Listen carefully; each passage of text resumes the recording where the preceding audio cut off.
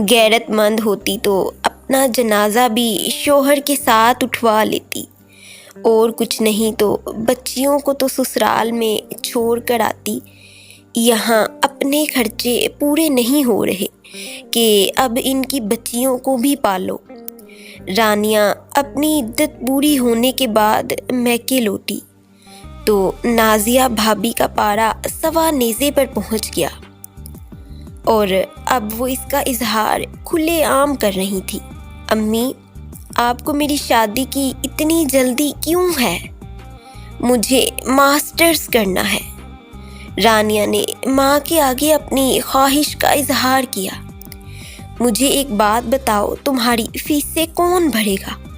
تمہارے باپ کی پینشن سے پہلے ہی خرچے مشکل سے پورے ہوتے ہیں، اور رہا تمہارا بھائی، اس سے کچھ کہو تو جواب ہوتا ہے، اماں میرے اپنے بیوی بچے ہیں، امی میں سرکاری یونیورسٹی میں داخلہ لوں گی اور ٹیوشن پڑھا کر فیس ادا کروں گی۔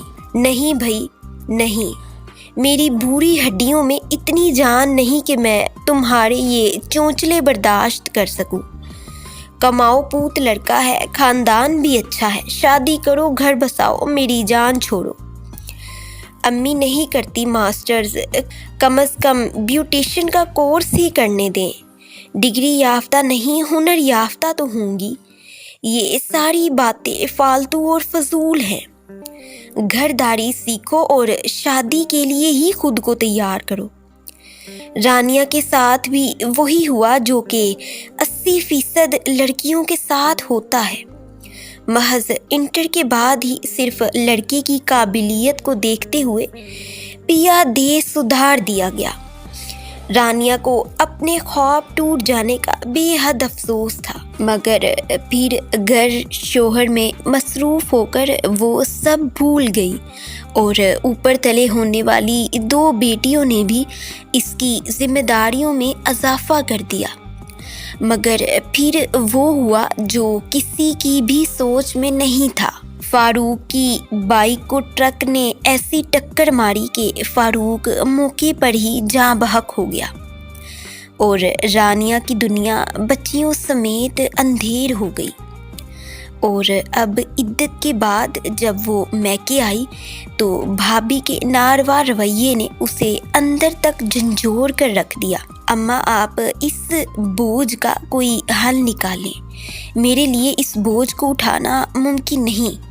رافع صبح ناشتے کے بعد رانیہ اور اس کی بچیوں کو بوجھ کہہ کر اماں سے مخاطب ہوا۔ اس سے پہلے اماں کچھ کہتی، رانیہ سامنے آ گئی۔ بھائی، امی مجھے بوجھ بنایا کس نے ہے؟ مجھے اس سوال کا جواب دیجیے۔ میں شادی سے پہلے کہتی رہ گئی کہ مجھے میرے پاؤں پر کھڑا ہونے دیں، پھر شادی کروا دیجیے گا، مگر آپ لوگوں نے میری نہیں سنی۔ میں مانتی ہوں شوہر کی کمائی کا مقابلہ بیوی کبھی نہیں کر سکتی، مگر اپنے شوہر کے دنیا سے جانے کے بعد آج میں اس قابل تو ہوتی کہ فوری طور پر اپنی بچیوں کے لیے کچھ کر سکتی، مگر ایسا نہیں ہو سکتا، کیونکہ نہ میں ڈگری یافتہ ہوں اور نہ ہی ہنر یافتہ۔ مگر آپ فکر نہ کریں، میں اپنا اور اپنی بچیوں کا خرچہ اٹھانے کے لیے کچھ نہ کچھ کر لوں گی۔